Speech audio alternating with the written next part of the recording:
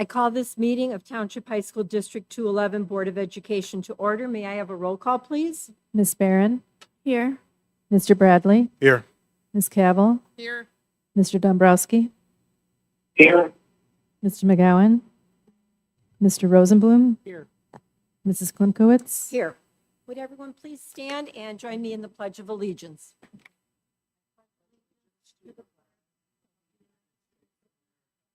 And to the republic for which it stands, one nation, under God, indivisible, with liberty and justice for all.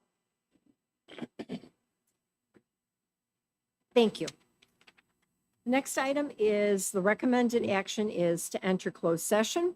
The recommended action is that the board enter closed session to discuss minutes of meetings lawfully closed under the Open Meetings Act, probable or imminent litigation against, affecting, or on behalf of the public body, appointment, employment, compensation, discipline, performance, or dismissal of specific employees, and collective negotiating matters between the public body and its employees or their representatives. May I have a motion, please? So moved. Second. Any discussion?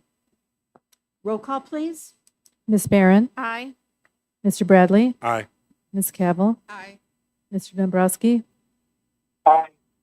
Mr. Rosenblum? Aye. Mrs. Klimkowitz? Aye.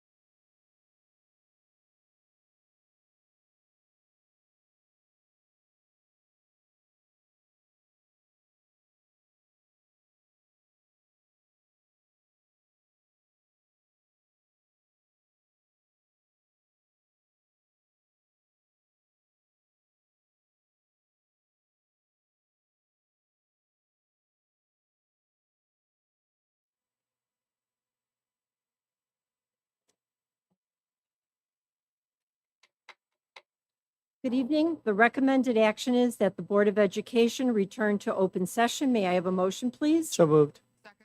Any discussion? Roll call, please. Ms. Barron, Aye. Mr. Bradley, Aye. Ms. Cavill, Aye. Mr. Dombrowski, Aye. Mr. Rosenblum, Aye. Mrs. Klimkowitz. Aye. Okay, would everyone please stand and join me in the Pledge of Allegiance?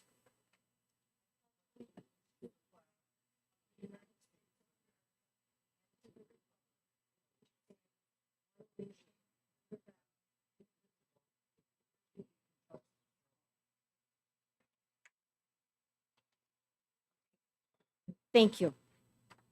Before we begin the meeting, I would like to have a moment of silence.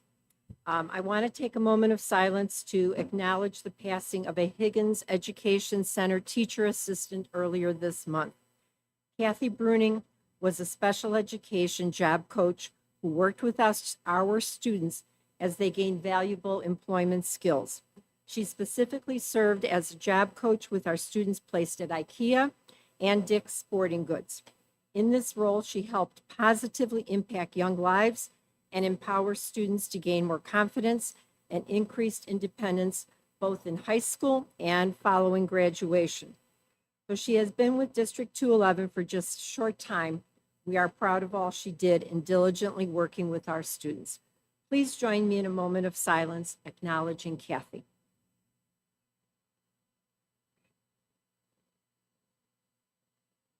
Thank you. Would Madam you- President, I'm Yes. sorry, I'm going to shut this door. I cannot hear with the fan that's going in this room. Oh, Then it's not that. not the door. No, it's Is another. there anything we can do about the fan? It is really difficult to hear and the fan is loud. I'm sorry, I'm not good with background noise. It makes it hard to hear. Okay, so I just politely Okay, no- request that everybody speak loudly into their microphones for me tonight. Put the microphones closer. Thank you so much. Okay. I'm sorry for the interruption, No, Madam no, President. that's okay. I know it was loud for me also. All right, so we have no recognitions this evening. That'll take us right to public comments. And I don't know if we have any public comments. Okay, we have no public comments this evening. That will then take us to a presentation on strategic plan update, post-secondary success through college and career readiness. Thank you. As they're getting ready, presenters, if you can move the mic right in front of you, that'll help. Thank you. And before we begin, I don't want to forget to state our mission statement because I find it very important. Township High School District 211 serves the needs of our diverse community by providing relevant and rigorous learning experiences, opportunities for involvement, and strong support systems that empower all students to reach their full potential. Thank you. Speaking of full potential, Assistant Superintendent Josh Shoemaker and Director of College and Career Readiness, Michelle Napier, are joining us tonight to give an update on the District 211 Strategic Plan Goal 7, Post-Secondary Success. District 211 is committed to preparing students for their future. We strive to ensure that our students have post-secondary options by building the following skills in each of our future graduates: a focus on academic growth, college and career readiness, student involvement in the school community, global competitive skills, and physical and mental wellness. These skills form the foundation of our District 211 strategic plan, which outlines the priorities, goals, strategies, targets to drive innovative progress over a 5-year time period. As you know, this plan was developed by a steering committee comprised of staff, parents, students, community members, and Board of Education members, and covers 10 key priorities with goals and subsequent indicators, strategies, and targets for each priority. I'm honored to be here tonight with Michelle Napier, our Director of College and Career Readiness. We will present information focused on the progress in Strategic Plan Priority 7, Post-Secondary Success through College and Career Readiness. Specifically, we will share details about how we utilize data from the National Student Clearinghouse, the Northwest Council for Student Success, or Nexus, as well as our efforts to engage our graduates and alumni, as well as the career pathways, business partnerships, and emerging fields of study that are part of our progress this year. Goal 7 of the strategic plan states that all District 211 students will engage in preparation and experiences for college and career readiness throughout high school. One of the indicators we will describe this evening is 7.2. Establish a system that uses student post-high school experiences to inform changes to current college and career preparation programs. The targets for both last year, which were accomplished by Ms. Napier and her teams, and this year are now displayed on the screen. They include a focus on utilizing available data, engaging our own graduates, and the development of an alumni survey tool. One of the most comprehensive sets of data that we study is provided by the National Student Clearinghouse. In addition to providing college students the ability to verify their enrollment or degrees, this non-for-profit organization maintains a comprehensive electronic registry of student records and provides a single automated point of contact for organizations to access data regarding student post-secondary choices and success. As an example, their data shows that about 74% of District 211 students enroll in a college or university immediately after graduating from our schools. It also shows 91% of those students return for a second year at college or university. Locally, our Nexus partnership also provides data specific to our students who attend Harper College. This data includes information about the courses of study that our students choose, their persistence throughout Harper, and their achievement each semester, as well as students who earn a credential or degree. The National Clearinghouse aims to capture post-secondary collegiate data on graduate completion, transfer and mobility, persistence and retention, financial aid and loan status, and degree pathways for those post-secondary institutions that participate in their services. From the high school lens, having access to graduates' college transition rates and pathway degrees allows a data-driven approach to college and career readiness program as we work and prepare our students. While the National Clearinghouse focuses specifically on college and university data, our commitment to supporting students extends beyond the collegiate journey. As we prepare students for both college and career readiness in high school, it is important not only to track college outcomes, but to understand real impact on our graduates. This brings us to strategically establishing a system that uses student post-high school experience to inform changes to current college and career preparation programs. Our initial step is to identify effective methods for engaging District 211 graduates to provide feedback on their college and career readiness, a tool that can tap on the experience of our former students post-graduation. We recognize that engaging alumni once they graduate from our schools can be a challenge as we lose personal connections. Our schools have worked hard to build formal and informal channels to capture feedback and continue connections with our alumni to support our current students. For example, we have had alumni panels return to their schools and speak to our existing students about their personal college, career, and student-athlete experiences. Alumni reflect on their time as a District 211 student, providing valuable advice as our current students embark on their own post-secondary journey. Many times they end their own story with, "I was a student sitting in your seat one time, and I wish I would have listened to the advice of my parents or my counselor or my teachers. So listen to me now." As we look to embed a district-wide strategic plan for obtaining alumni feedback, we brought together a team of District 211 school counselors to begin to identify methods to begin this process. Through this team, a district-wide senior exit survey was developed and implemented last school year as we look forward to building an alumni network of feedback. Our goal was to create a very simple survey for students to complete, yet obtain meaningful data regarding post-secondary plans to be used for programming planning while also capturing data to build a future alumni network. The survey incorporates questions related to students' self-reported post-secondary plans, including drop-downs to indicate trade school, apprenticeship, military, gap years, employment, 2- or 4-year universities. In addition, depending on the student's response, we capture more specific information, for example, the school and intended major for college, the branch of military, or the type of trade school. Capturing this data and following the trends will be used to prepare future college and career programming and support our students in their personal planning. Students have the option to provide their personal email so that we can begin to create an alumni database for future engagement. Lastly, in order to support the development of a future educator pipeline, students can share if they intend on pursuing a career in a variety of areas of high school education. This information is shared with Human Resources to support the work led by Dr. Britton as we continue to build our Future Educators program. Our technology department automated this process that allowed streamlined data collection into our student information system, reducing manual data entry from school-level surveys and the development of a standardized report. With this district-wide automated process, students and parents are able to view the student survey results in their Infinite Campus portal, while counselors have automated reports of student responses. In addition, visualizations of district data is available, allowing for a comprehensive view and providing trends and patterns across our graduating class.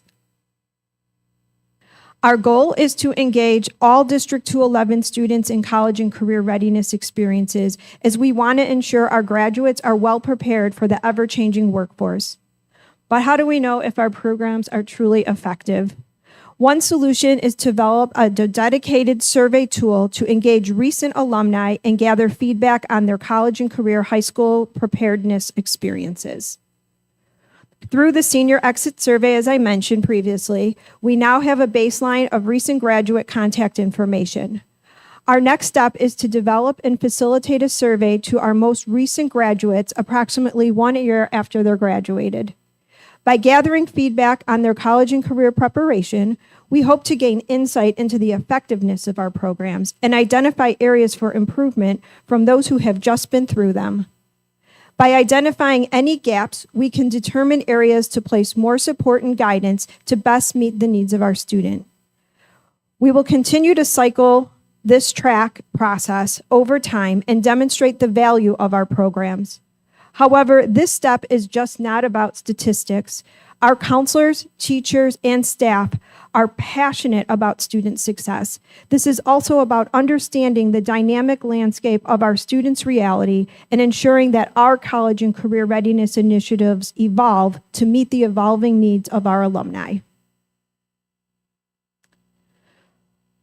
Partner with local businesses and organizations is a part of our academic plan. In addition to using this alumni feedback as an opportunity to inform change for college and career programming, alumni surveys contribute to the development of a robust and engaged school community. By boosting alumni engagement, we reinforce that we value their input and are committed to their lifelong student success. Through alumni connections, the district fosters a sense of belongingness and loyalty among its alumni, potentially leading to increased support and involvement. This point leads us to our next strategic plan indicator as we partner with local businesses and organizations to ensure academic programs include rigorous curriculum and industry relevance.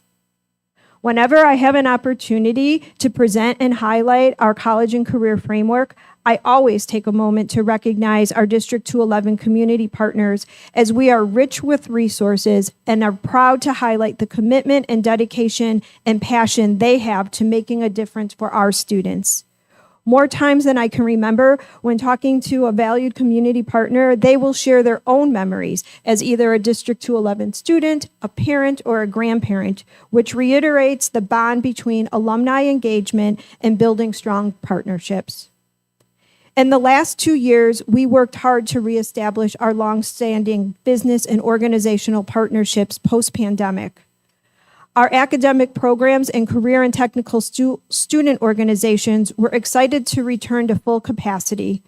Our teachers focused on re-engaging our businesses and community partnerships as they too were faced with challenges and reorganizations of work during the pandemic. Incubator pitch night, the architecture competition, student-run bakeries, college night, on-job shadowing, career panels, and even the building construction open house were fully supported and only made possible by the re-engagement of our dedicated partners. As our business partners continue to evolve and grow, new and innovative technologies emerge. As Ms. Napier said, her teams play a critical role in collaborating with our business partners and organizations to determine not only what our students are doing now, but what they will potentially be doing in the future. One of our areas of focus is to ensure that our curriculum provides opportunities to engage with emerging fields and technologies. One of these emerging fields is information technology, which includes concepts related to networking, cybersecurity, app development, and digital communications. As you know, this is a fast-changing industry, and we are working to keep pace with the changes by providing our students a strong foundation in the critical concepts and skills necessary to be successful. A second emerging field is manufacturing engineering, which requires specific skill sets in both the traditional manufacturing as well as in the integration of technology and software applications with manufacturing. Finally, and perhaps the most emergent field we are exploring at this time, is quantum information science. While I admittedly don't know exactly what that means, what happens is you combine quantum mechanics with information and computer science. And then what happens is you develop theories, algorithms, and technologies that can allow possibilities far beyond our current computing power, which I don't know if you know this or not, but is now called classical computing based on this.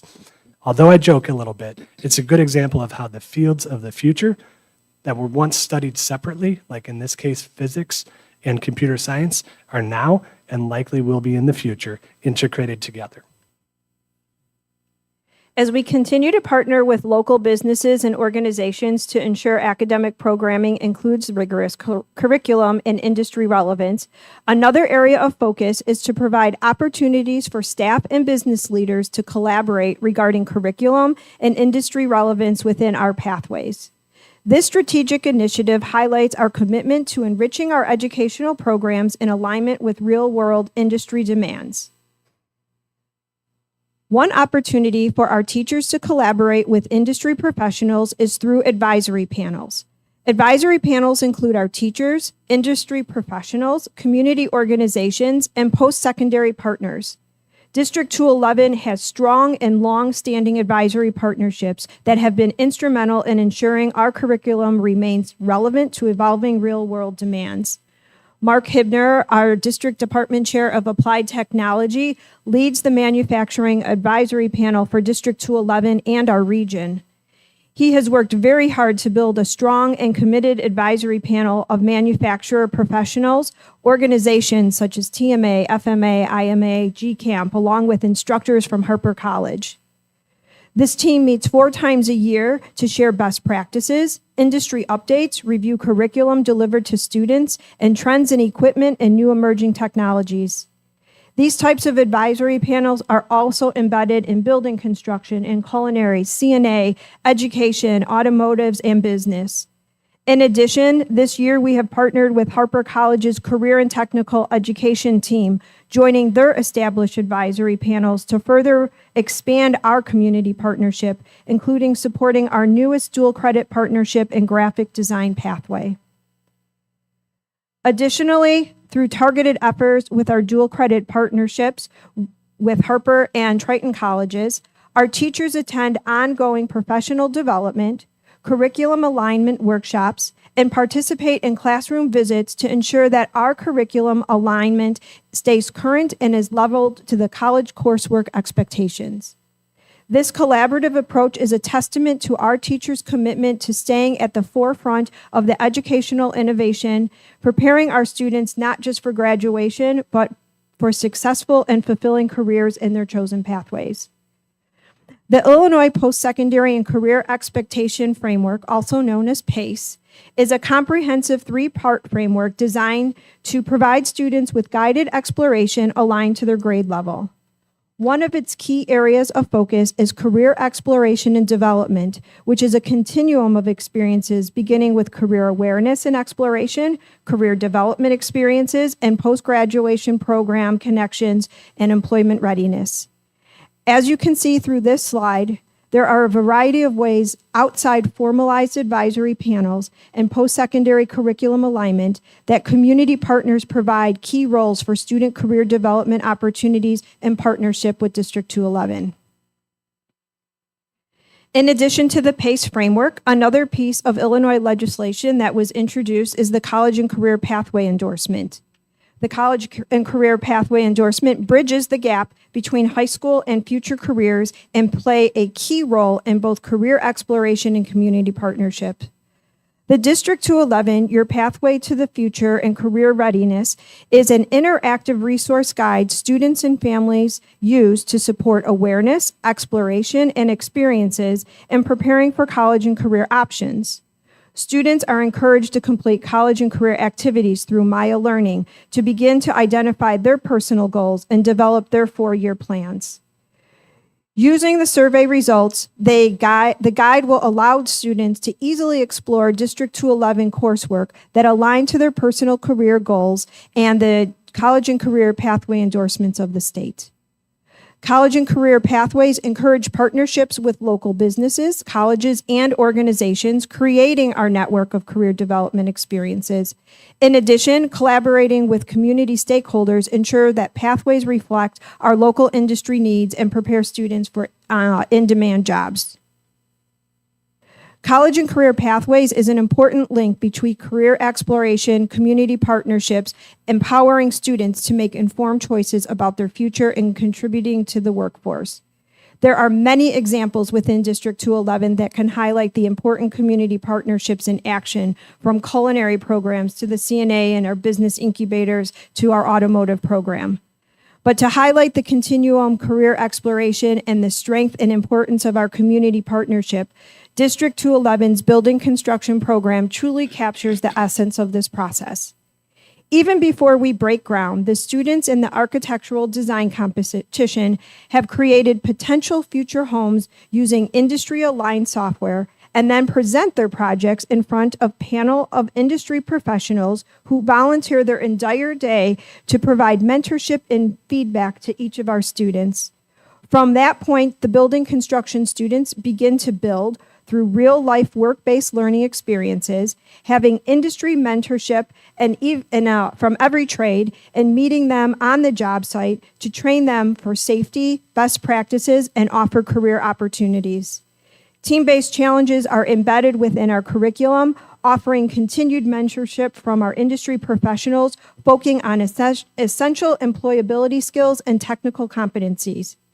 Our building construction teachers serve as members of advisory panels, receiving insight on best practices from industry professionals, union representatives, and trade apprenticeship program leadership.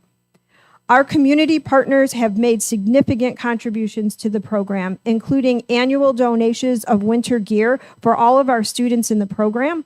In addition, scholarships, including tool starter sets and funds for tuition, are made available to our students through generous donations from our business partnerships. Last year, students attended our first annual job fair where over 80 community members were ready to offer employment or apprenticeship opportunities to our graduating students. Students in this program have the opportunity to earn early college credit towards certifications in construction, and the ISB College and Career Pathway endorsement. Our community partners know our students are well prepared upon graduation and seek to hire District 211 graduates. And this is just one career pathway in our district. The same support can be seen across the district as our teachers work tirelessly to build strong pathway opportunities for all of our students. Our vision is to engage all students in preparation and experiences for college and career readiness throughout high school. Tonight, we highlighted 2 of our initiatives that support this goal. First, we leverage the valuable experiences of our students post-high school. By creating better systems of feedback, we can tailor and enhance our existing programs to better align with the ever-evolving dynamics of post-high school education and professional opportunities. Second, Developing and maintaining strong partnerships with local businesses and organizations allows for strong collaboration between key stakeholders to not only offer rigorous academics within the classroom, but to align industry relevance to what students are experiencing. The combination of extensive programming and teacher and community commitment ignites students to explore their interests and develop their own pathway for future success. Thank you for allowing us to share some of this progress with you this evening. Thank you very much, and thank you for turning the blowers off. Truly appreciate that. I'd like to start with Mr. Dombrowski. Do you have any questions? I have no questions at this time. Thank you for the presentation. Any questions? Ms. Barron? No question. Well, more comments. Thank you so much for taking the time to present today. Can you hear me? This is all really great information, and I love how you have really have kept your alum engaged with our students and brought them back. I think that is so great to just keep them engaged with our district, with so our students can hear firsthand what's happening after graduation. So I think those are great. It's great that our district is establishing great networks and partnerships with the community as well. Myself, I am a product of District 211, and luckily with my connections still, I was able to get an internship at a local agency here, which kept me engaged with the district, the community, and all thanks to the networks that our teachers had. So that is great. And I firsthand saw today our culinary program at Friend High School. Beautiful kitchen, by the way. And just learning more about the certifications that our students are coming out with and getting them really into even a manager's position that they can apply for after school. So it's really great to know that we offer those type of programs for our students to get them ready for positions beyond high school. So thank you. Any other questions? I do. Thank you. Thank you once again for such a detailed presentation. Like Michelle, I too am a 211 graduate. Unlike her, I had no idea what I was going to do after high school. So here we are. So my question as it relates to you guys partnering with local businesses, what determines what company you're going to partner with, and how would that fit into what a high school student would want to do after high school? Sure. So as Ms. Napier mentioned, the PACE framework and associated legislature from the state and pathways from the ISBE, those really drive how we organize that and who we would reach out to. But also when our community and our organizations reach out to us in turn or back to us in turn, then we set up other programs or potential internships or work experiences for our students within that. So really, it's a two-way process, and we're always looking for more. Definitely. I have been out to the Higgins Center doing financial literacy, so it's an amazing experience. So Yeah, thank you. awesome. Thank you. Mr. Rosenblum? Thank you. Thank you very much for the presentation. You know how I feel about career readiness and college preparation from an employer perspective, for sure, as well as what the district's been able to provide to my kids. And my son does come back and speak at Schaumburg High School to the business students and absolutely loves doing that. So he's got that connection. I have a couple questions. One is something that's come up to me from people in the community and graduates is whether or not there's, and I know that we connect with our graduates from a survey perspective to help us from a curriculum and programming viewpoint. Is there any plan, or maybe there are in some schools, alumni associations that are more formal organizations with programs, structure, maintaining mailing lists, social media presence, things like that? I do know that we have alumni come back at 5-year intervals, I think it is, for football games, and those seem very, very well attended for the ones that I've been able to see. But I was wondering if there's activity around a more formal alumni program to continue to keep those people engaged for years and years to come? Sure, that is a great question, and we had great conversations on our team around the concept of the alumni survey, and specifically, what is the purpose of the alumni survey, and what do we want out of it? And certainly, there could be a million things that we could get out of an alumni survey, right? But we had to really narrow it down. So to answer your question directly, each school has, I wouldn't describe it as you described it, like a robust program and organization, but each school has particular staff members that are the connection points for our alumni, and we're working to build that system. The biggest barrier we have to that system is how do we communicate? How do we effectively communicate with our alumni? And there's different methods depending on the year of graduation that they prefer, right? Or that they use. And so we're working on that system, and we're hoping actually the structures that Ms. Napier is setting up as far as the graduate survey before they leave us, and then the 1 year out, can strengthen those communication channels and then provide us the opportunity to follow over the years. So I would be happy to share with you offline my high school alumni association that is extremely formal with officers and calendars and all kinds of things. Like a college alumni association operates very similarly, but for the high school alumni. And I think I would be remiss if I didn't mention that back on January 8th, Mrs. Napier knows, and Dr. Small knows, and Anna Klimkowitz attended as well, that I participated in a panel that was hosted by Congressman Raja Krishnamurthy at Harper, where we spoke about the challenges that people have in employers requiring certain minimum education, especially around college education, and how he's actually presented a bipartisan bill called the Opportunity to Compete Act that's moving through different committees and such right now to allow people to use skills. So it's for skills-based hiring. And I was there both representing my employer and talking on behalf of some of the great things we're doing in District 211 around those very things that you had mentioned on slide 16 around career opportunities and the different programs that we have.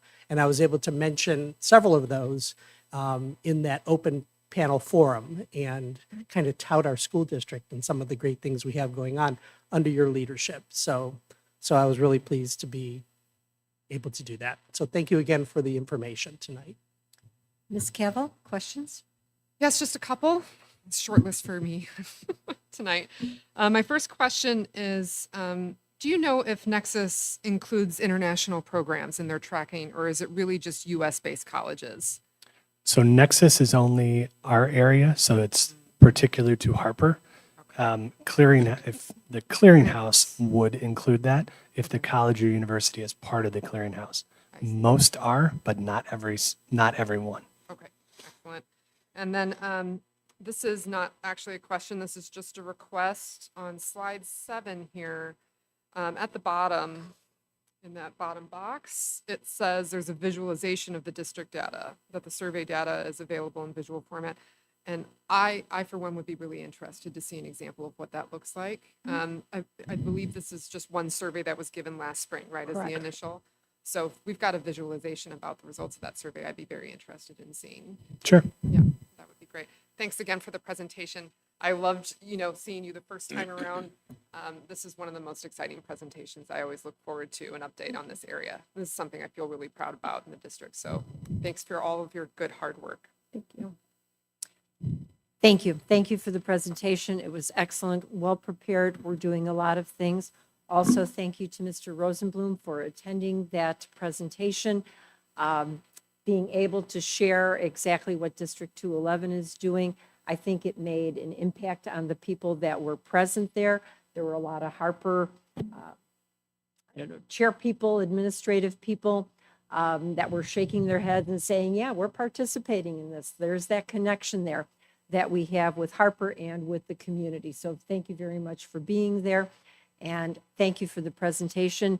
And, please let everyone know how appreciative we are of what they the counselors are doing with all of the students, how the staff is engaging, and our business partners, how much we appreciate them and what they do for our students. So thank you very much.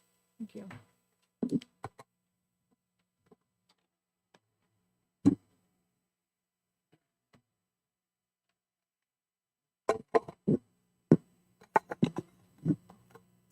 All right, with that, it will take us to the consent agenda. I have been requested that item G, resolution authorizing intervention in proceedings before the State Property Tax Appeal Board, be removed from the consent agenda. Are there any other items that board members would like removed? Okay. If not, then we're going to have two motions. The first recommended action is that the consent agenda be approved with the removal of item G, resolutions authorizing intervention in proceedings before the State Property Tax Appeal Board.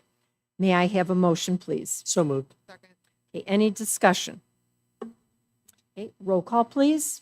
Ms. Barron, Aye. Mr. Bradley, Aye. Ms. Cavill, Aye. Mr. Dombrowski, Aye. Mr. Rosenblum, Aye. Mrs. Klimkowitz. Aye. Okay, the motion carries. The next item is the recommended action is that the Board of Education approve the resolutions authorizing intervention in proceedings before the State Property Tax Appeal Board, which seek assessed valuation reductions in excess of $100,000 for property tax year 2022. Docket numbers 2022-39236, 2022-24607, and 2022-24615, and further authorize Franzik as the Board of Education's legal representative to file requests to intervene in appeal proceeding forms with the Property Tax Appeal Board on the properties for which the district receives notification of appeal. May I have a motion, please? So moved. Second. Okay, discussion? Okay. Roll call, please. Ms. Barron, Aye. Mr. Bradley, Aye. Ms. Cavill, Aye. Mr. Dombrowski, No. Mr. Rosenblum, Aye. Mrs. Klimkowitz. Aye. Motion carries. All right, that will take us to some information items. The Freedom of Information Act. It's an information item. The next is the 2023 Consumer Price Index for Urban Consumers. It's an information item. Dr. Small? January of each year, the Bureau of Labor Statistics releases the CPIU, and this current number is 3.4%. Attached to the agenda is a 10-year historical perspective for our public and the board. Any questions? All right, then that takes us to the Secondary School Cooperative Risk Management and Workers' Compensation Insurance. That's an information item. Dr. Small? Otherwise known as SCRIMP, this is a risk-sharing insurance pool providing comprehensive insurance coverage at a lower cost than an individual district could obtain. This risk-sharing insurance pool is governed by High School District 211, Maine Township High School District 207, High School District 214, Northfield High School District 225, and Leiden Township District 212. This agenda item shows the annual information that is presented to the board regarding SCRIMP. Later on the agenda, the board will act on the recommendation to continue our participation in this risk-sharing insurance pool. Any questions? All right, then that will take us to the student user fees 2024, 2025, and summer 2025. The recommended action is that for the 2024-2025 school year, the student textbook instructional supply fee be set at $170. The driver education behind the wheel fee remained at $400 for the regular school year. The student parking user fee remained at $75 per semester. And the under 1.5 mile transportation fee be set at $250 per year. That the late registration fee for transportation remain at $35, and that the late fee be imposed on registration payments received after July 1st, 2024. The price of a standard school breakfast be set at $2 for students, and that the reduced price standard school breakfast remain at 30 cents for students. That lunch prices be set at $2.75, $3.25, and $3.50, including milk for students, and that reduced price standard school lunch remain at 40 cents, including milk for students, and that all other summer school fees remain unchanged as presented. May I have a motion, please? So moved. Second. Okay, discussion. I would like, Madam President, and forgive me, I'm again not as familiar with Robert's Rules of Order, so I'm at the mercy of your guidance. Personally, I agree with all fees presented in the motion with the exception of the textbook instructional supply fee being set at $170. So I would prefer it, and I would like to propose a modification to the motion with the elimination of that particular sentence so that we could vote on it separately. So my proposal is that the motion would read that for the 2024-2025 school year, the driver education behind the wheel fee, et cetera. Okay, you would like to remove the student fee?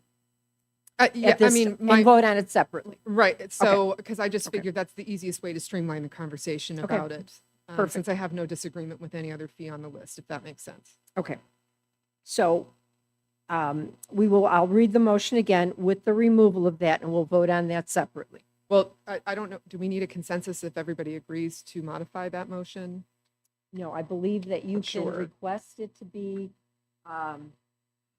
request the removal and to have that separately. Okay, thank you. All right, so let me read the motion again. That, would you like me to read the whole thing? I can, It's not needed. It's For not Mr. necessary. Dombrowski, everybody is shaking their heads no. Okay. All right, so then the motion reads as was stated with the removal of the student textbook instructional fee, Supply fee. supply fee to be set at $170. Everything else remains the same. That has been removed from this motion. So may I have a motion, please? So moved. Second. Okay. Discussion on the items that were there. Any discussion? All right, roll call, please. Ms. Barron, Aye. Mr. Dombrowski, Aye. Mr. Rosenblum, Aye.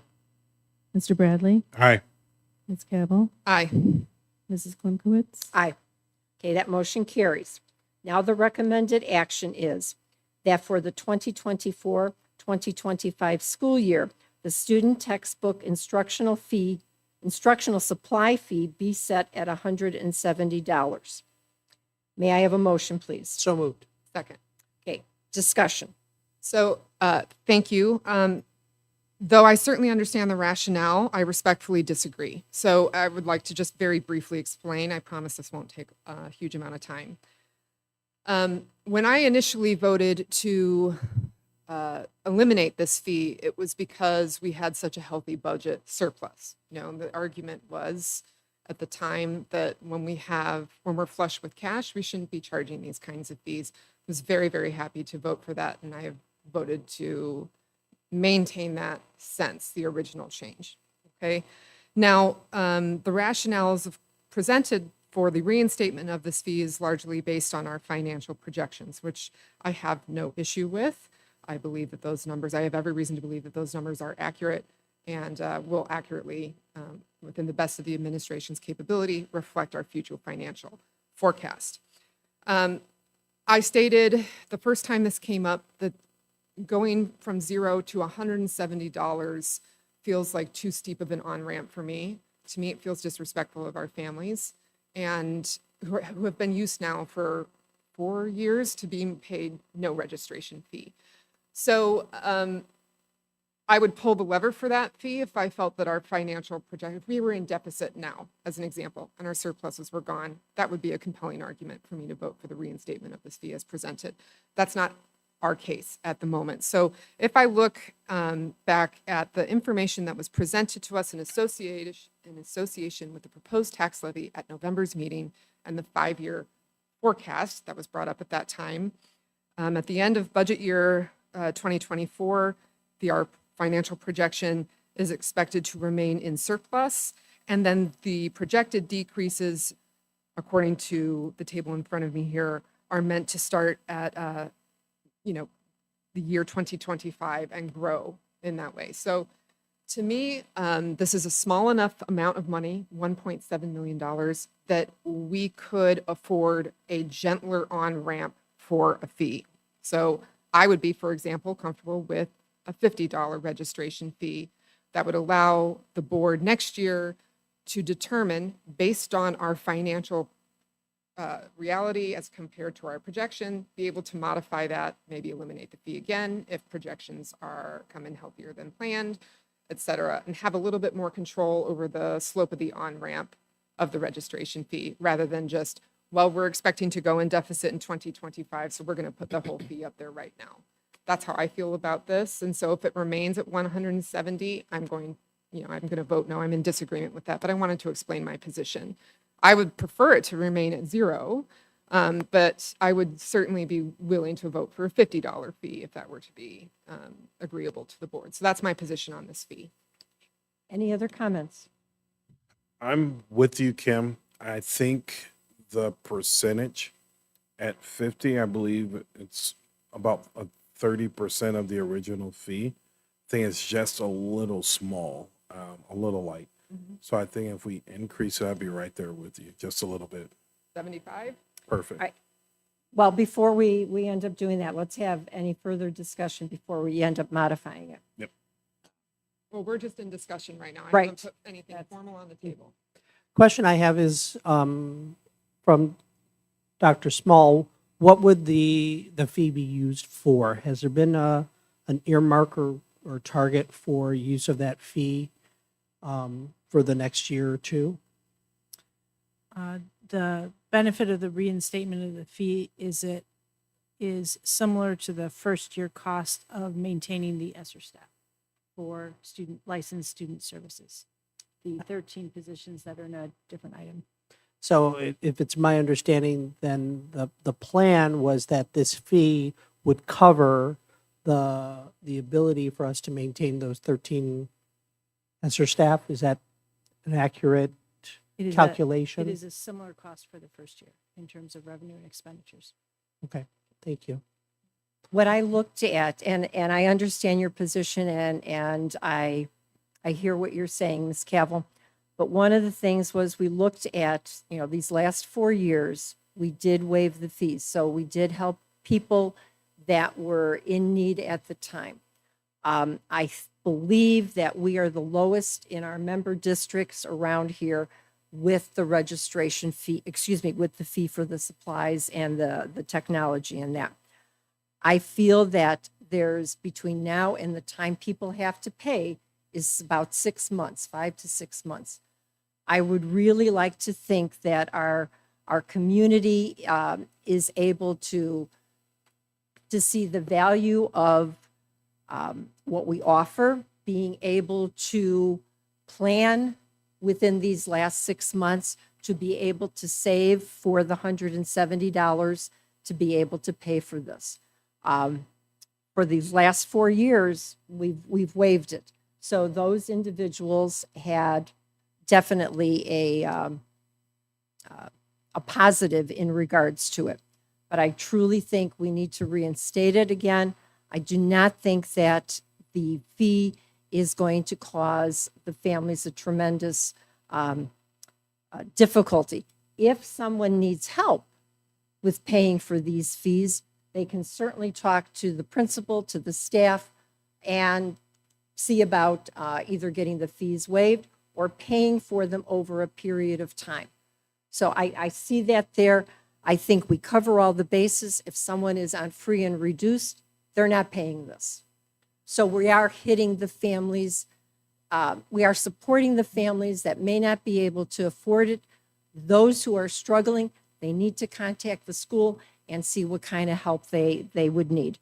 I do support going to the $170 fee because I think it's important if it's going to help us cover the loss of the ESSER funds and keep the staff that we increased. I think that that's important to me. I certainly understand where you're coming from, and I think at the last meeting, I made plain how much I want those ESSER staff too. That's why I voted for the levy that we did. Okay, so that was my extension there of the grace. I'm just as interested in keeping those staff as you are. I struggle to believe that when I was presented with the case of we need to vote for the levy that was proposed to keep this staff, and now the same argument is being made, well, we need to put the fee at 170 to keep this ESSER staff for a year. Then frankly, I'm starting to wiggle off the rails a little bit there because I share the commitment to keeping the ESSER staff. What I'm quibbling about is the numbers and essentially the slope of the on-ramp to reestablishing a fee.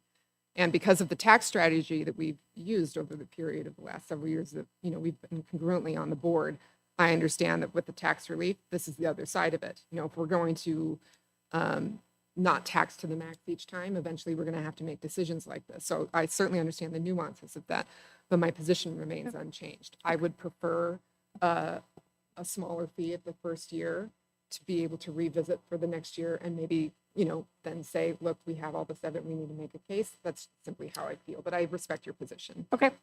All right. Any other comments? Mr. Dombrowski, do you have any comments? Yes, I don't support re-implementing this fee. I think we have a large population that would have this fee waived due to their financial consideration. I think it only is a subsidy for those that are making their payments and doing their due diligence. And just going through recent FOIAs, we have department heads sending emails saying, hey, if you don't use your budget, then you're going to lose it next year. And yeah, I don't think it's in the best interest of the community and respectful to our taxpayers to just continually raise fees and especially with our excessive tax levy that we passed the last month. I don't see our district needing these funds, and I haven't seen any rationalization or justification for the need for these funds. So I'm opposed to implementing this fee. All right. Thank you. Any other comments? Ms. Barron? I see both sides of the argument, and it is 170, but then I also think about families who have more than one student as well, and that will be multiplied by the number of students also. So it's not just, I cannot just think of it as just 170. I have to think about it. It's 170 plus per student. So I would be comfortable bringing it down to either 50 or 75, whatever we feel as a board most comfortable with.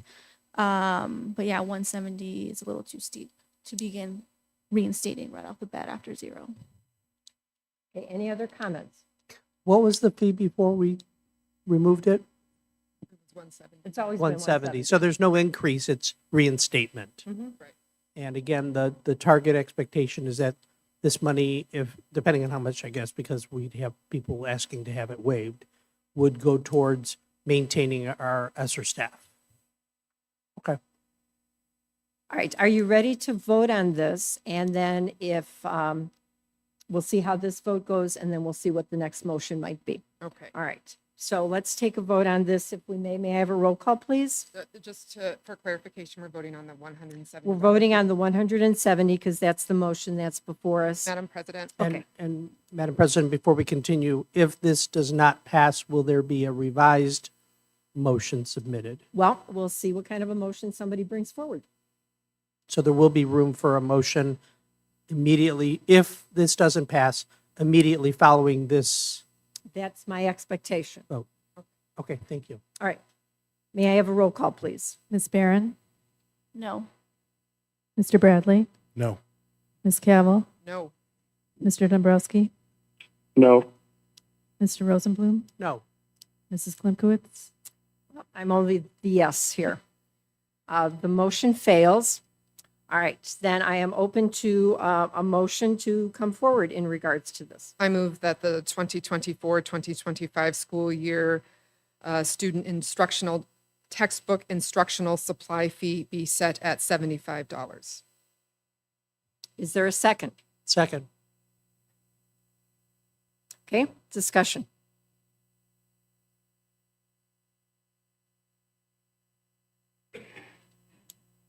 Okay, then roll call, please. Mr. Dombrowski, No. Mr. Bradley, Aye. Mr. Rosenblum, Aye. Ms. Cavill, Aye. Ms. Barron, Aye. Mrs. Klimkowitz. Aye. All right, the motion carries, and then the student textbook instructional supply fee would be at $75. And with us reevaluating it next year and seeing where we're at. When we do that, what I would like to see is the numbers. How many are the free and reduced? How many people asked for any kind of waivers? And I'm not sure what else, but let's take a Perhaps look the- at those things. Perhaps a line item revenue specific to that amount that we charged this year. Or this coming This year. comes What the- before us on an annual basis Right. regardless, so we're asking the next time it comes before us for more detail-oriented information around the specific fee and the funds it raises, right? Okay. Yes, I'd like to get a little bit more information. Thank you All for your right. patience, everyone. Okay, and Dr. Small, you know our direction here. Okay. All right, thank you. Thank you, everyone. All right, so that takes us to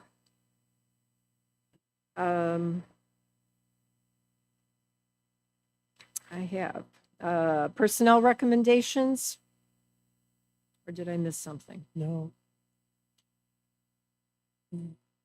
Hold on. I lost my place. 9B. Yeah, we're, 9B, there we go. proposed new policy sorry. BCBB. 9B. I got lost here. Sorry. All right, 9B, proposed new policy, BCBB, board member development. The recommended action is that the board policy file BCBB, board member development policy, be adopted as proposed and added as an active board policy on board docs. Further, that the superintendent be directed to make appropriate distributions. May I have a motion, please? So moved. Second. Okay, any discussion? Okay, roll call, please. Ms. Cavill, Aye. Mr. Rosenblum, Aye. Ms. Barron, Aye. Mr. Bradley, Aye. Mr. Dombrowski, Aye. Mrs. Klimkowitz. Aye, motion carries.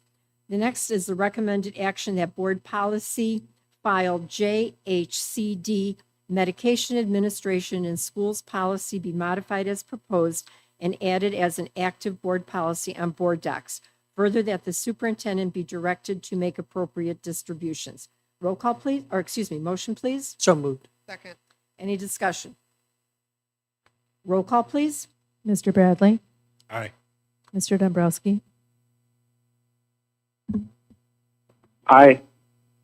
Mr. Rosenblum, Aye. Ms. Cavill, Aye. Ms. Barron, Aye. Mrs. Klimkowitz. Aye. Motion carries. The next recommended action is that board policy file JHCB, anaphylaxis prevention, response, and management program policy be modified as proposed and added as an active board policy on board docs. Further, that the superintendent be directed to make appropriate distribution. May I have a motion, please? So moved. Second. Okay, any discussion? Roll call, please. Mr. Rosenblum, Aye. Ms. Barron, Aye. Mr. Bradley, Aye. Ms. Cavill, Aye. Mr. Dombrowski, Aye. Mrs. Klimkowitz. Aye. Motion carries. The next recommended action is that the board policy file GBL, personnel records policy, be modified as proposed and added as an active board policy on board docs. Further, that the superintendent be directed to make appropriate distribution. May I have a motion, please? So moved. Second. Okay, any discussion? Roll call, please. Ms. Cavill, Aye. Ms. Barron, Aye. Mr. Rosenblum, Aye. Mr. Bradley, Aye. Mr. Dombrowski, Aye. Mrs. Klimkowitz. Aye. Motion carries. Next recommended action is that board policy file DIF/IGDG, student activities, trust and agency and convenience funds management policy, be modified as proposed and added as an active board policy on board docs. Further, that the superintendent be directed to make appropriate distribution. May I have a motion, please? So moved. Second. Okay, any discussion? Roll call, please. Mr. Bradley, Aye. Mr. Dombrowski, Aye. Ms. Cavill, Aye. Mr. Rosenblum, Aye. Ms. Barron, Aye. Mrs. Klinkouli, Aye, motion carries. Next recommended action is that Board Policy File FC, Environmental Quality of Buildings and Grounds Policy, be adopted as proposed and added as an active board policy on board docs. Further, that the superintendent be directed to make appropriate distribution. May I have a motion, please? So moved. Second. Okay, any discussion? Roll call, please. Mr. Rosenblum, Aye. Ms. Cavill, Aye. Mr. Dombrowski, Aye. Ms. Barron, Aye. Mr. Bradley, Aye. Mrs. Klinkouli. Aye. We do need to add one thing to that. Mary Sue, can you go back? Did we miss? Did I miss one? She'll let you know. Yes. in the roll call. We missed policy We missed E and F IGAA. and Hold on. G. Oh, that's Mary correct. Sue, can you read from the rolls the ones you missed, please? Policy IGAA. Policy ICA.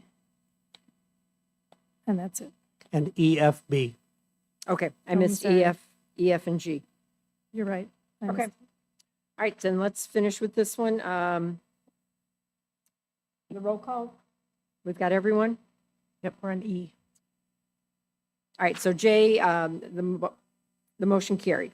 All right. Letter E. The recommended action is that the Board of Education authorize the superintendent to enter into a license agreement with the Now Arena at a total cost of We need to go back No. to What did I miss? I'm sorry. 9E. 9E. Proposed policy revision, IGAA, student social and Social and emotional emotional. development. All right, hang on, then I got something wrong here. All right, 9E. The board policy file IGAA, Student Social and Emotional Development Policy, be modified as proposed and added as an active board policy on board docs. Further, that the superintendent be directed to make appropriate distribution. May I have a motion, please? So moved. Second. Okay, any discussion? Roll call, please. Mr. Rosenblum, Aye. Ms. Cavill, Aye. Mr. Dombrowski, No. Mr. Bradley, Aye. Ms. Barron, Aye. Mrs. Klimkowitz, Aye. Okay, the motion carries. And then I missed letter F. Then I apologize. I didn't print that then. All right, letter F. The board policy file IGAA, Student Social and Emotional Development Policy, be modified as proposed and added as an active board policy on board docs. Further, that the superintendent be directed to make appropriate distribution. May I have a motion, please? Oh, did it? Sorry, guys. Okay, now I got it. Letter F, the board policy file, EFB, Free and Reduced Price Food Service Policy, be modified as proposed and added as an active board policy on board docs. Further, that the superintendent be directed to make appropriate distribution. May I have a motion, please? So moved. Second. Any discussion? All right, roll call, please. Mr. Dombrowski, Aye. Mr. Bradley, Aye. Mr. Rosenblum, Aye. Ms. Barron, Aye. Ms. Cavill, Aye. Mrs. Klimkowitz, Aye, motion carries. All right, the next one is letter G. The board policy file, ICA, School Calendar Policy, be modified as proposed and added as an active board policy on board docs. Further, that the superintendent be directed to make appropriate distribution. May I have a motion, please? So moved. Second. Any discussion? Roll call, please. Ms. Barron, Aye.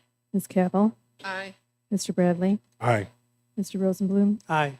Mr. Dombrowski, Aye. Mrs. Klimkowitz, Aye. All right, motion carries. I think I've got them all now. All right, I apologize. All right, the next item is the standing board committees.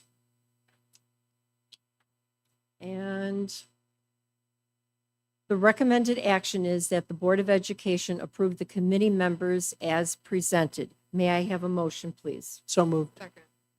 Okay, any discussion? All right. I was able to ask Mr. Bradley to work with Mr. Hildebrand and serve as co-chairs for our, the building and safety liaison.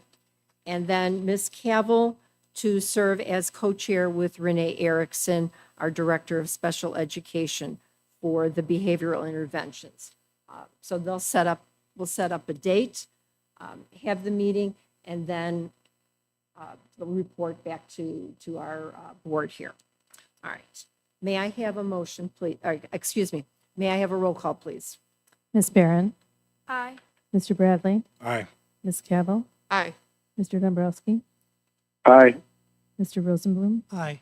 Mrs. Klimkowitz. Aye. Motion carries. All right. The next item is the Winter Curriculum Committee report. Recommended action is that the Curriculum Committee report and recommendations be approved as presented. May I have a motion, please? So moved. Second. Any discussion? Roll call, please. Mr. Dombrowski, Aye. Mr. Bradley, Aye. Mr. Rosenblum, Aye. Ms. Cavill, Aye. Ms. Barron, Aye. Mrs. Klimkowitz. Aye. Motion carries. The next item is the recommended action is that the Board of Education support adding 13 licensed student services staff members to the typical staffing allotments beginning the 2024-2025 school year. May I have a motion, please? So moved. Second. Any discussion? Okay, roll call, please. Ms. Barron, Aye. Mr. Dombrowski, No. Mr. Rosenblum, Aye. Mr. Bradley, Aye. Ms. Cavill, Aye. Mrs. Klimkowitz. Aye. And the motion carries.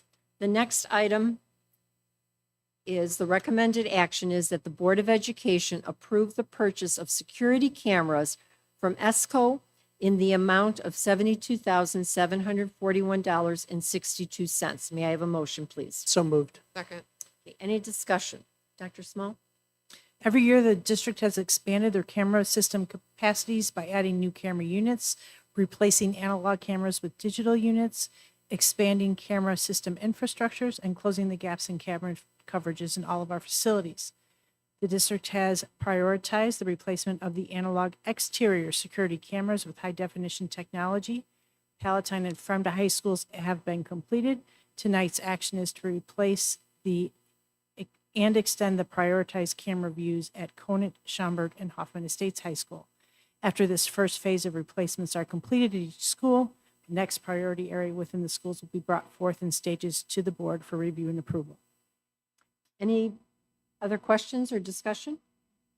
All right, roll call, please. Ms. Cavill, Aye. Mr. Rosenblum, Aye. Ms. Barron, Aye. Mr. Bradley, Aye. Mr. Dombrowski, Aye. Mrs. Klimkowitz. Aye. Motion carries. The next item is the recommended action is that the Board of Education authorize the superintendent to enter into a license agreement with the Now Arena at a total cost of $183,855 for the off-site 2025 graduation ceremonies and $189,371 for the off-site 2026 graduating ceremonies for Palatine High School, William Fremd High School, James B. Conant High School, Schaumburg High School, and Hoffman Estates High School. May I have a motion, please? So moved. Second. Any discussion? I just wanted to mention, if anybody wants to know when graduations are being proposed, they should take a look at this item on the agenda. Was there a rationale? My only question is, and forgive me, it didn't occur to me to ask beforehand, so I accept if there's no immediate answer available. And when we're looking at, but just the cost difference, $183,855 for 2025, and then $189,371 for 2026. Was there a rationale given for the price increase between the 2 years? I don't know if there was an exact rationale, but we typically don't find contracts that remain the same each year. It's the cost of So doing business. cost of doing business. Okay, thank you. Okay, any other questions? All right, roll call, please. Mr. Bradley, Aye. Mr. Dombrowski, Aye. Mr. Rosenblum, Aye. Ms. Cabell, Aye. Ms. Barron, Aye. Mrs. Klimkowitz. Aye, the motion carries.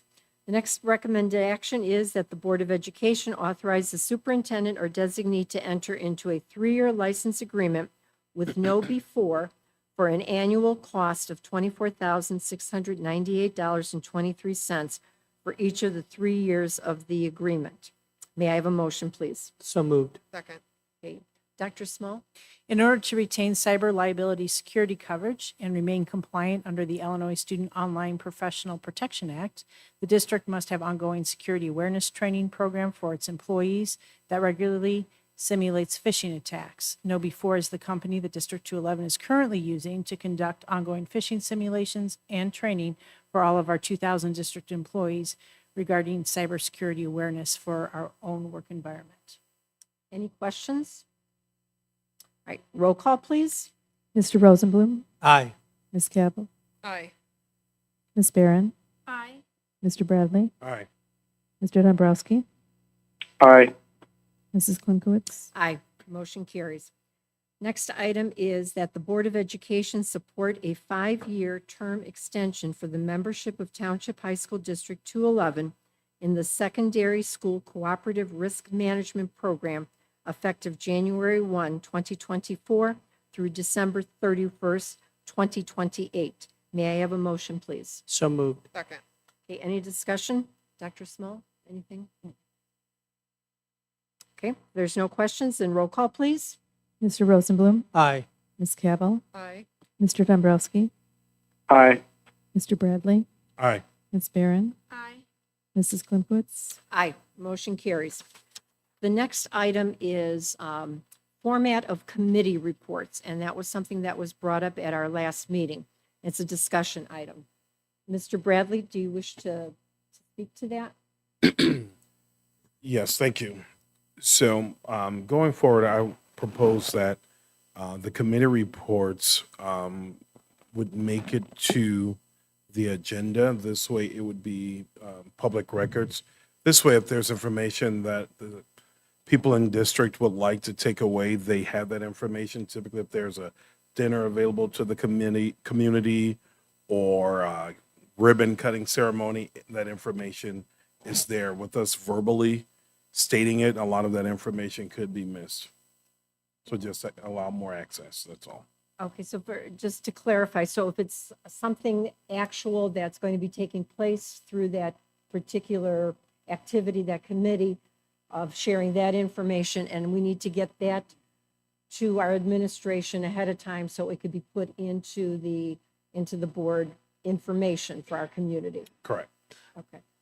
And maybe if we have items from our committee meeting that maybe has some information, if we can share that. Otherwise, our verbal report would suffice.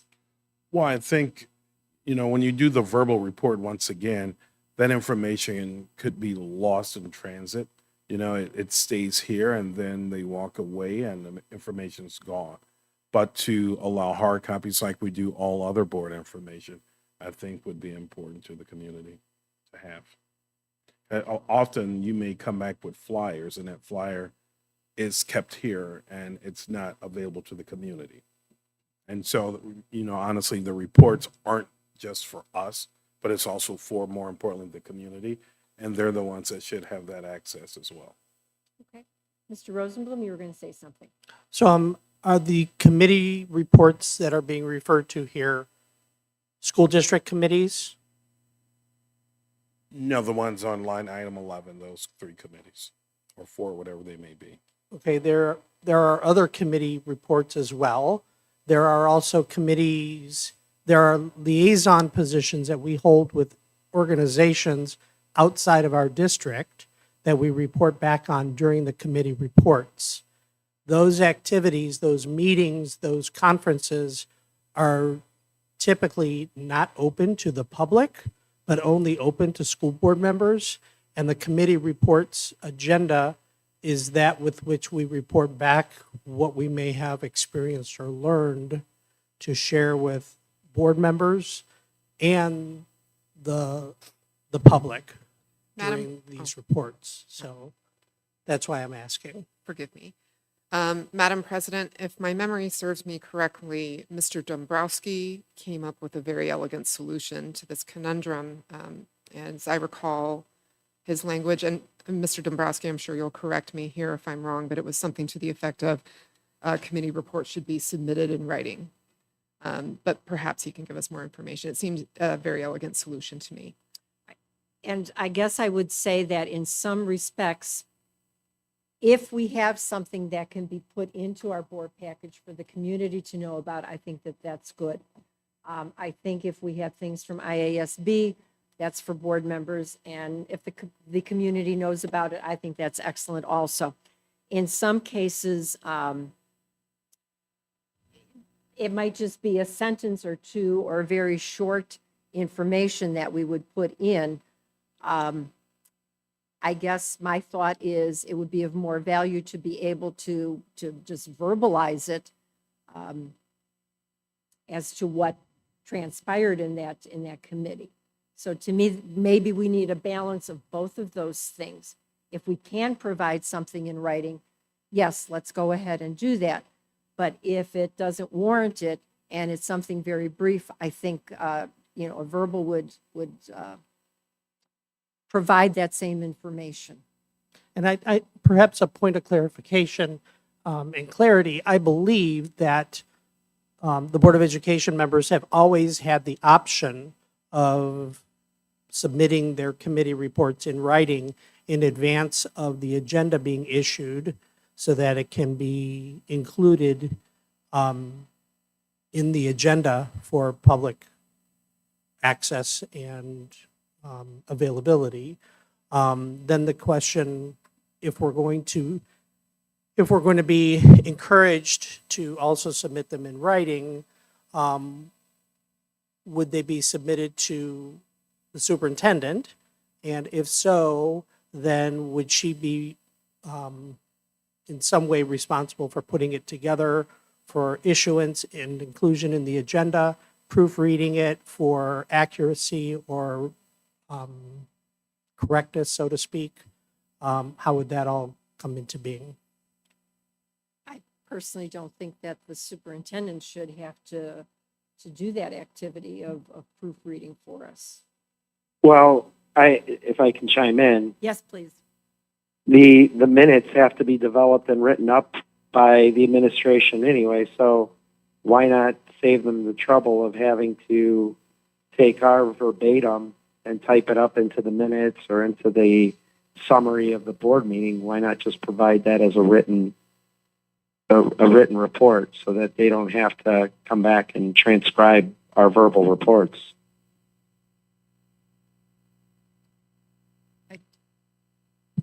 I think we don't transcribe the whole verbal report. It's basically a summary that a report was given. And then that's to Mr. Bradley's point that the information doesn't get archived or conveyed to the community through our minutes. Okay. In some cases, we may not be able to have a written report until the following meeting because a committee might meet prior to when we have to have information into the board package. And I think the current policy then dictates that item waits for the next meeting, right? So that it would remain unchanged, would be my understanding, Madam President. But if we want to provide information and it's something that needs to be told, if we had a meeting 2 days ago or 3 days ago, and it's something we want to share with our board and with the community, this is our opportunity to share it. If we don't, and we wait till the next month, we've missed it. That's my concern. I'm hoping we can come up with a balance. Yeah. I don't think that we've held anything back. I believe that we've been as upfront and as we possibly can. I'm not certain how many people are live streaming us, where that is. I'm not certain how many people take a look at our minutes, But I know that we try to put out as much information as possible.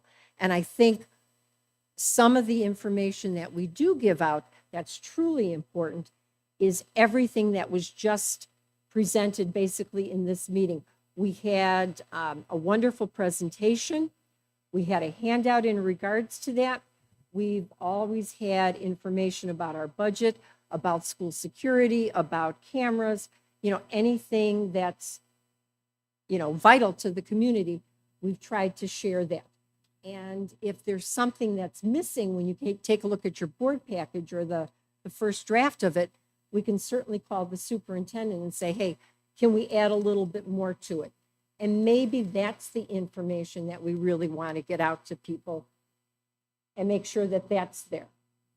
Madam President, if I may make some comments, I do think that it would streamline communication. I agree with Mr. Bradley's argument that having written information, like even just 3 bullet points of a summary, is helpful for people as opposed to a verbal summary. I strongly agree with that. I also think there is a spirit of time saving in here too. If we can, so I think about my experience on, like, for example, the Wellness Committee, in which I've served in the past, attend a meeting, and I have my little bullet point list that I bring to my meeting in preparation for reading my bullet point summary list of the meeting at the appropriate time in this line item on the agenda. But it would be just as easy for me to type that bulleted list up and submit it to the board president, for example, in advance, so that it could be attached as a written item, just like our other written items here too.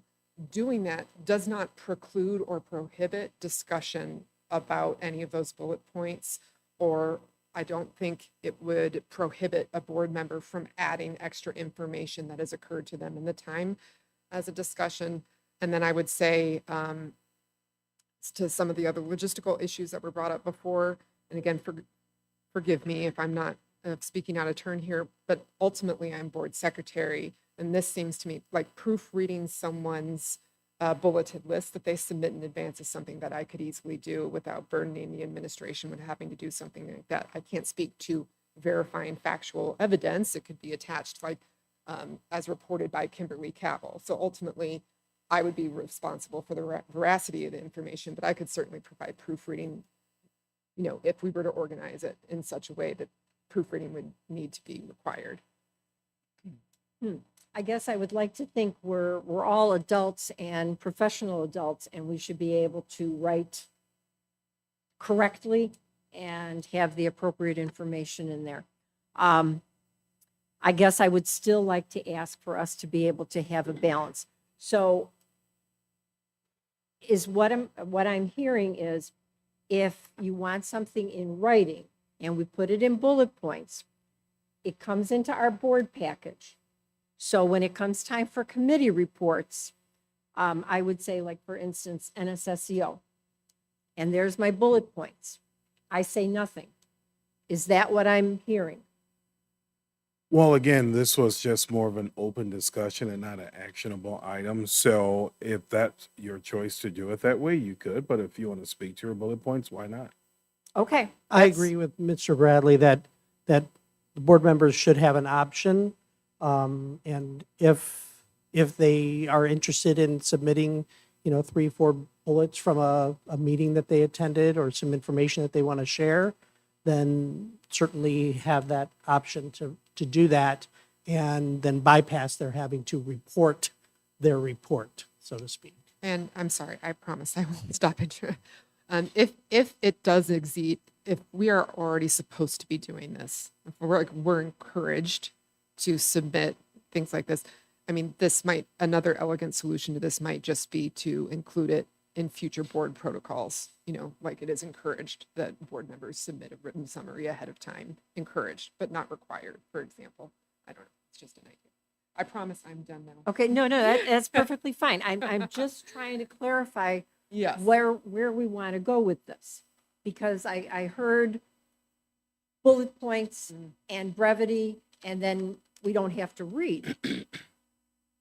That's what I'm hearing. So if the bullet points are there, the person doesn't have to give a report, a verbal report. I would, I mean, it seems to me that a report has to be given whether in writing, verb, like, or both, kind of like the Freedom of Information request. It's an act, like it's an information item, right? It's there, and maybe perhaps it would be standard protocol to call for discussion. Is there any discussion? That would be like, is there an invitation for the board member to add extra information, read their bulleted list if they so choose, or for other members to have looked at this and then ask questions? I know I sometimes ask you questions about NSSEO, for example. That's where my initial reaction goes. And I think the option was always there, but I appreciate Mr. Bradley's bringing it up to our attention that we do have that option to present it in a written format if we so chose. And I know that sometimes people may be nervous or feel more prepared if they can put it in writing, gather their thoughts, and submit it for inclusion as a report on the agenda versus having to speak about it. What is then the deadline, Madam President, about items being attached to the agenda? I believe we look at what the Friday before our meeting, or the latest would be a Monday. The agenda items are always posted at a minimum of 48 hours prior to. The committee reports, I always know when your committees are meeting, and some of you sometimes email me that something has happened and you want to report in that arena. It would be ideal, if possible, if you're going to give me something in writing, that we get it prior to the Friday before, because then we would post it as we post all the written documents early for the board of everything that's ready. Doesn't mean that it can't go after that, but that would certainly make it easier on staff. And then if this is the route the board's going, we need to clarify who those documents are going to. All right. And then the question I have is, if there's a committee meeting, say after that, and there's information to share, are we in agreement that the committee representative can share it verbally at our board meeting? Oh, absolutely. Okay, I needed to be clarified on that, because I heard, it's got to wait till next month, and that's not appropriate. I agree. Consensus for me. All right, so then, Pete, what are your thoughts on that? Are you okay with that? If it's something that happens before our board meeting and it's a verbal presentation, are you okay with that? Anything to make the reports more efficient. We can spend 10 to 15 minutes sometimes verbalizing a report and telling wonderful stories that don't precede the district business. So anything that streamlines and expedites those reports, I support. Okay, so you're looking at brevity also as part of it. All right, so as far as the committee reports, who would you like to send them to you? Would you like to send them to the board president? And then I can take a quick look at it and get it to the administration? If you're okay with that, I'm okay I'm with that. okay with that.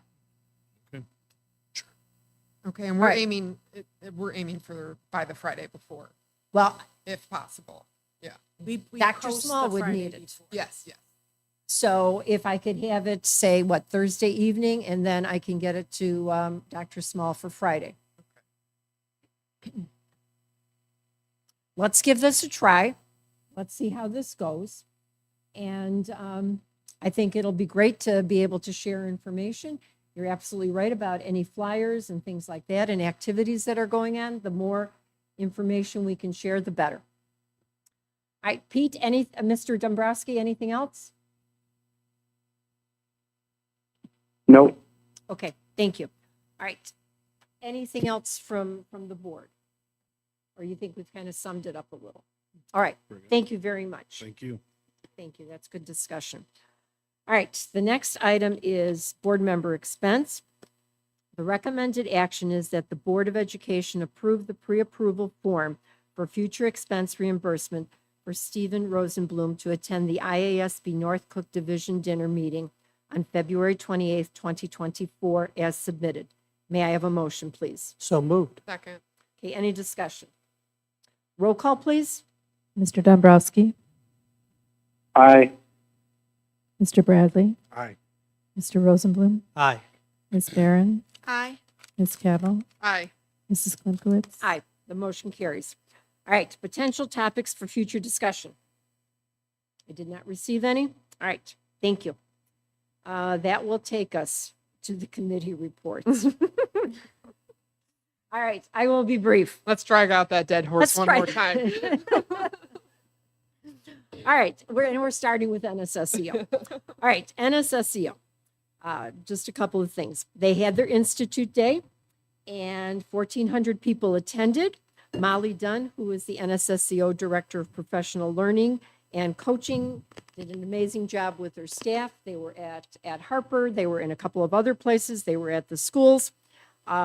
It was a good presentation, a good information, a good positive learning opportunity, because the professional development is really important. The knowledge and skills that are shared at that event, they really enable the staff to work with the students, to learn what's going on in laws, actions, things that can be done.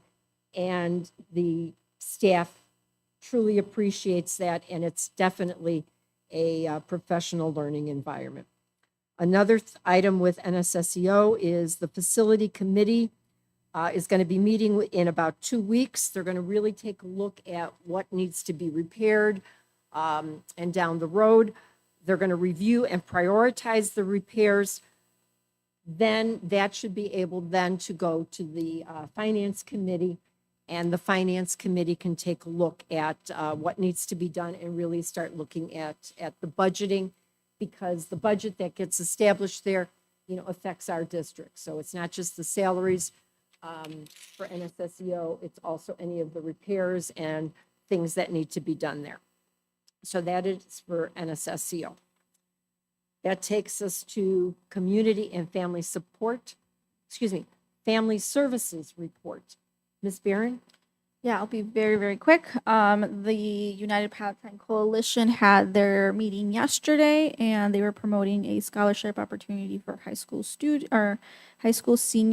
And this is through the Township Officials of Illinois Scholarship Fund, and the TOI is awarding 7 $2,000 scholarships to students planning to pursue their education at an Illinois college or university. So the deadline is March 1st, 2024. And you can visit toi.org for more information about the scholarship opportunity. Okay, thank you. Is that something then that our schools are aware of for that scholarship? If not, then maybe that's what we need to find out and get that information out to them. Okay, so there's an example of information out. Perfect. All right, thank you very much. All right, then that takes us to District 211 Foundation Report. We did meet briefly. Currently working on developing a scholarship platform, so then our students are aware of what scholarships are available and the criteria for it and the application deadlines. So it goes along with that. All right, I don't think we have any other committee reports. That takes us to announcements listed there. The next item would be closed session. And since we have it on our agenda, I am going to read it, but I believe we've probably covered everything in our first closed session. So the recommended action is that the board enter closed session to discuss minutes of meetings lawfully closed under the Open Meetings Act, probable or imminent litigation against, affecting, or on behalf of the public body, appointment, employment, compensation, discipline, performance, or dismissal of specific employees, and collective negotiating matters between the public body and its employees or their representatives. May I have a motion, please? So moved. Second. Okay, any discussion? Okay, roll call, please. Ms. Barron, No. Mr. Bradley, No. Ms. Cavill, No. Mr. Dombrowski, No. Mr. Rosenblum, No. Mrs. Klimkowitz. No, the motion fails. All right, the last items that are on our agenda are that the closed session minutes of June 15th, 2023, July 20th, 2023, August 17th, 2023, September 21st, 2023, October 19th, 2023, and November 9, 2023 no longer require confidential treatment and are to be approved and placed on file. May I have a motion, please? So moved. Second. Okay, any discussion? Okay, roll call, please. Ms. Barron. Ms. Cavill. Aye. Mr. Bradley. Aye. Mr. Rosenblum. Aye. Mr. Dombrowski. Aye. Mrs. Klimkowitz. Aye, motion carries. Next is that the Board of Education accepts the retirement requests of Deborah Madej, effective December 2026, according to the master contract of the District 211 United Support Staff. Sandra Imez, effective December 2027, consistent with the master contract of the District 211 Teachers Union. Kenneth Novak, effective December 2026, according to the master contract of the District 211 Operations Maintenance Group. And Robert Zimmerman, effective June 2027, according to the master contract of the District 211 Operations Maintenance Group. May I have a motion, please? So moved. Second. Any discussion? Roll call, please. Ms. Cavill. Aye. Ms. Barron. Mr. Rosenblum. Aye. Mr. Bradley. Aye. Mr. Dombrowski. Aye. Mrs. Klimkowitz. Aye, motion carries. Next is that effective February 5th, 2024, Helen Miller be appointed as as Director of Insurance and Group Benefits at a gross salary of $115,000. May I have a motion, please? So moved. Second. Any discussion? Roll call, please. Mr. Bradley. Aye. Mr. Dombrowski. Aye. Ms. Cavill. Aye. Mr. Rosenblum. Aye. Ms. Barron. Mrs. Klimkowitz. Aye, motion carries. Next item is that the employee Lionel Clark Johnson be suspended for 2 days without pay, that the Board of Education adopt a resolution authorizing a notice to remedy for Lionel Clark Johnson, and that such notice be provided to the employee by the Secretary of the Board of Education. May I have a motion, please? So moved. Second. Okay, any discussion? Roll call, please. Mr. Rosenblum. Aye. Ms. Cavill. Aye. Mr. Dombrowski. Aye. Ms. Barron. Abstain. Mr. Bradley. Aye. Mrs. Klimkowitz. Aye. Motion carries. And there is no other business to come before the board, then that the board president declares this meeting of the Board of Education adjourned.